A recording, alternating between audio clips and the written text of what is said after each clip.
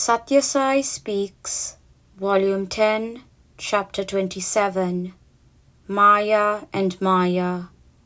The Pandits of the Prashanti Vidwan Mahasabha have been telling you every day about the witness of the three stages: the waking stage, the dream stage, and the deep sleep stage. They have been quoting various shlokas from the scriptures to establish that you are the witness and not the participant, and that you have only to wake up from the slumber of ignorance to realize this. During day, you are engrossed in what may be called daydreams. At night, you are either dreaming or lying dormant, with only the I consciousness alive, but not aware even of that. This fundamental ignorance called Maya plays many tricks with you. It makes you believe the rope to be a snake, and you shiver and run away. It makes you imagine a lake of water where we have only hot sands of the desert, and you run towards it with your dry tongue to allay your thirst. And you call it Maya, through me, for me, identifying yourself with it as if it is real and beneficial. The moment you realize it is Maya, illusory, it ceases to bother you. The dog will stop barking at its own shadow in the stream when it knows that it is not another dog, but is only itself. All are shadows, and so whom are we to hate and whom are we to prefer? What is the attitude of the wise? Give up attachment, give up entanglements, tyaga, renunciation. That alone grants freedom, say the Vedas. Renounce the idea of your being separate. See in all beings yourself, and yourself in all beings. That is the highest renunciation, the renunciation of the sense of ego, which makes you cling to this temporary habitation, this bundle of bone and flesh, this shell with a name and form. Spiritual exercise consists of two things: contemplation of God and discovery of one's innate nature or reality. Be the witness of your activities and thoughts. The inherent nature of fire is to burn, of water is to wet. The nature of stone is to be heavy. The nature of man consists in the yearning to know.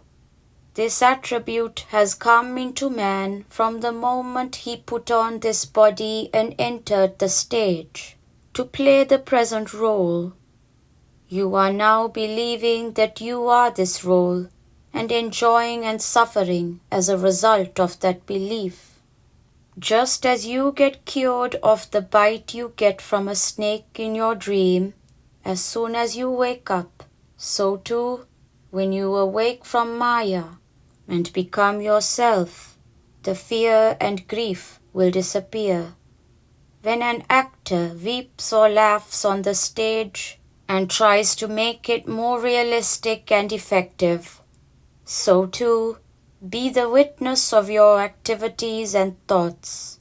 Keep afar and away without attachment or disgust.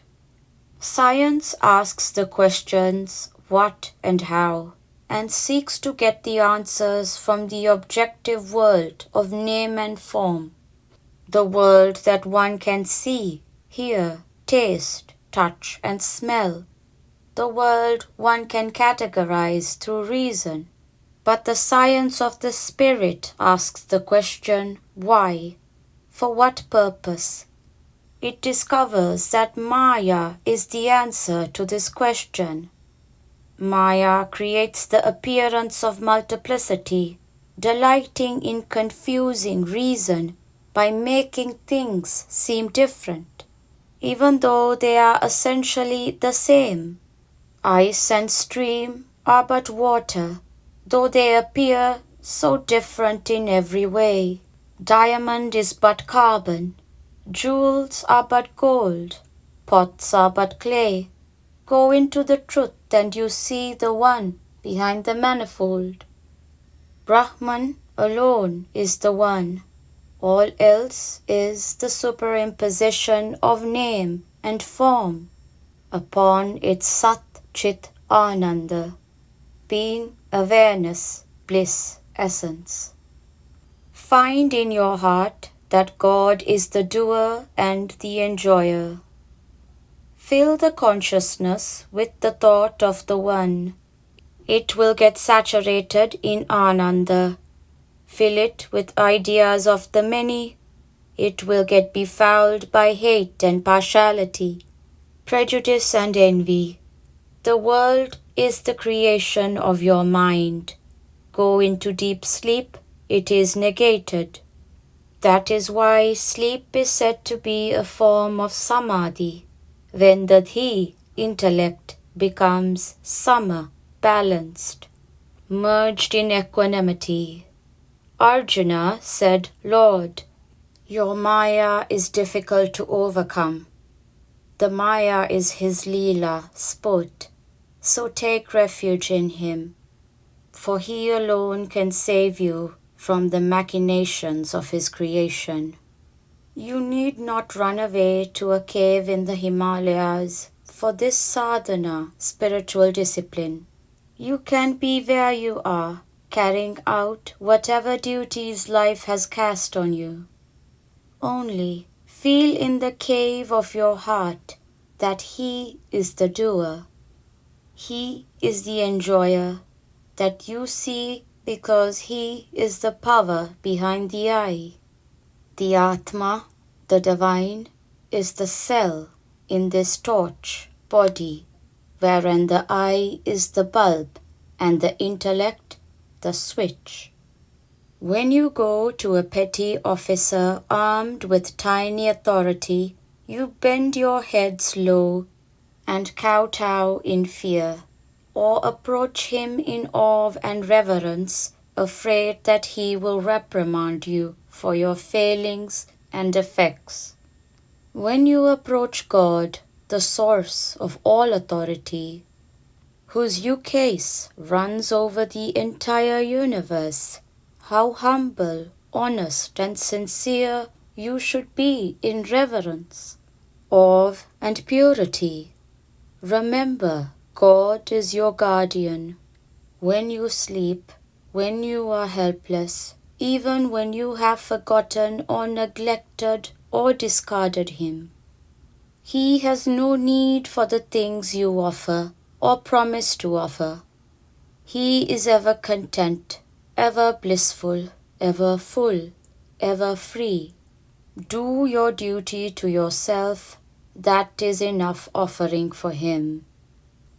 Faith and steadiness will make you master the culture. If you do not care to spend your time for promoting love among men, do not wake up at 4:30 a.m. You can wake up an hour later, for that will save others an hour of bother. If you are eager to fill up time with your works, rise at 4. There is no harm. If you cannot desist from talking scandal of others, sleep a little longer. While going in groups engaged in Naga Sankirtan, if you must discuss with your friends or neighbors the menu for the day, or the ill treatment that your mothers-in-law are meting out, do not join the Sankirtan round. Keep away and save others who are more eager and sincere. When the puja with 108 or 1008 names is progressing, do not be satisfied when the sound falls on the ear. Try to grasp the meaning too, so that you can ruminate over the glory which each name denotes. When you hear over the phone that your son got a son, you feel immensely happy. But if you do not know the meaning of what he says, and if it is just a jumble of sound for you, how can you derive the intended joy? Then share in the bhajan too. That will keep you always in the higher regions of divine ecstasy, where you will be cool and calm. The higher you go, the cooler is the atmosphere. The lower you come, the hotter it is. So keep yourself up by means of dhyana and japam. Learn a lesson from these Americans and other foreigners. They have no background of the culture, of the music or theology, or philosophy, or the metaphysics of this country.